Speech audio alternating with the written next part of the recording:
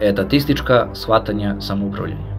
U svojoj analizi etatistička shvatanja samoupravljanja Najdan Pašić navodi 3 karakteristične varijante takvih shvatanja.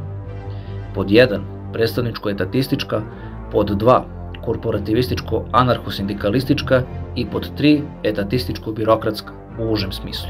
Kod sve 3 varijante moć odlučivanja nalazi se u rukama partijsko-državne birokratije. No, krenimo redom.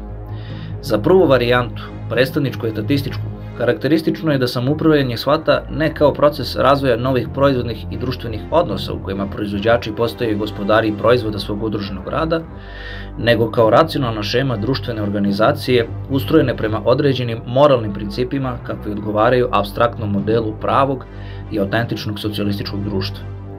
Po tim shvatanjima trebalo bi ukinuti i odbaciti robnu proizvodnju, a zadržati samoupravljanje u čistom vidu, uprkos činjenici da moralna osuda robne proizvodnje u ime idealnog samoupravljanja znači, s obzirom na dati nivo razvijenosti proizvodnih snaga, odbacivanje materijalne osnove na kojoj se u datim istorijskim uslovima razvija samoupravljanje kao nov produkcioni odnos. Napomena, robna proizvodnja razume se time što se pojavljuje u protivrečnom jedinstvu sa samoupravnim društvenim odnosima. Robna proizvodnja nije postala neprikosnovena, niti je dobila socijalistički oreol.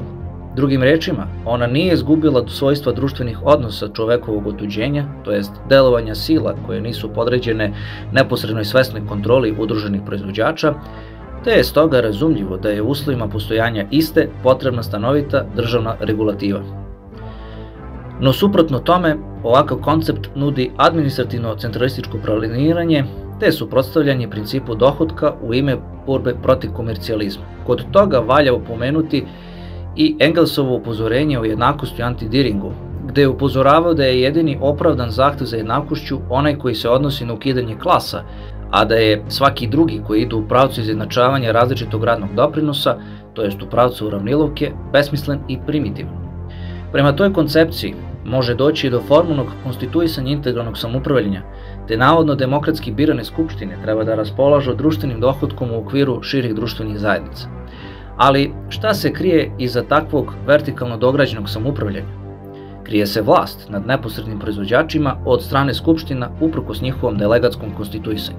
Druga varijanta, korporativističko-anarcho-sindikalistička, na mesto građanina pojedinca stavlja radnika pojedinca kao pripadnika određene grane proizvodnje, određene profesije. On bi u globalnu zajednicu društva bio uklopljen ne kao nosilac samoupravnog društvenog odnosa u svom preduzeću i u okvirima šire samoupravne zajednice, nego kao pripadnik određene proizvodne grane koji preko svojeg profesionalnog predstavništva brani i zaštićuje svoje interese na planu šire društvene zajednice.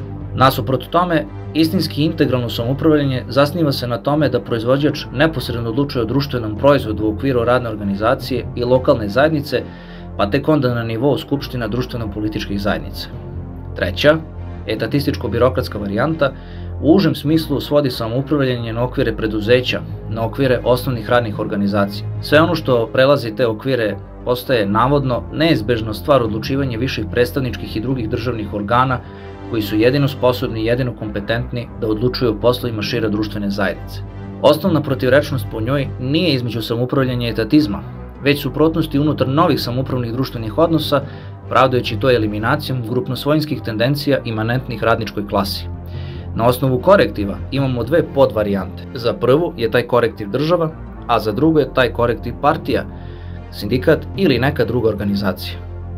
Prema svemu iznesenom, jedna je stvar intervencija organa ovlašćenih udruženih radnika radi razrešavanja protivrečnosti tržišne privrede, a sasvim druga tutorstvo nad samoupravnim udruživanjem rada i kontrola proširene reprodukcije od strane partijsko-državne birokratije.